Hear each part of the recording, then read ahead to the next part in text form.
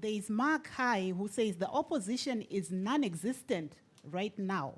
Their silence is helping ZANU-PF rebrand itself. The reason we don't get coverage as MDC is because of the suppression of free media in Zimbabwe. Our existence is there, but our message is probably not being aired for everybody to hear or listen. What really disappoints me when I listen to my brother here, Moyo, opposition, again, like the question on Facebook was, the opposition is disorganized.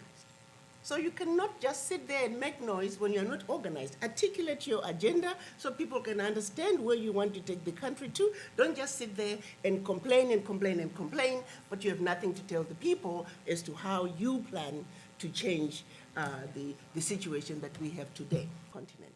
Dr. Chihomboli Kwawo, if you were to talk to us from the deepest, better part of the bottom of your Zimbabwean heart and soul, does the opposition in Zimbabwe really have the freedom to organize and mobilize, really?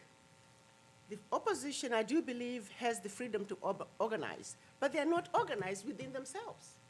They need to, first of all, make sure they're organized and articulate their agenda. We need strong opposition.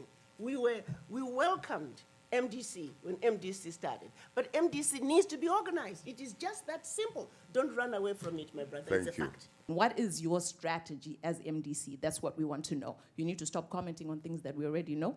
We want to know what your strategy is. ZANU-PF has a strategy.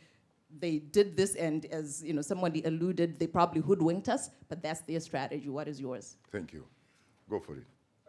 Our strategy really is for our people to have their vote secured.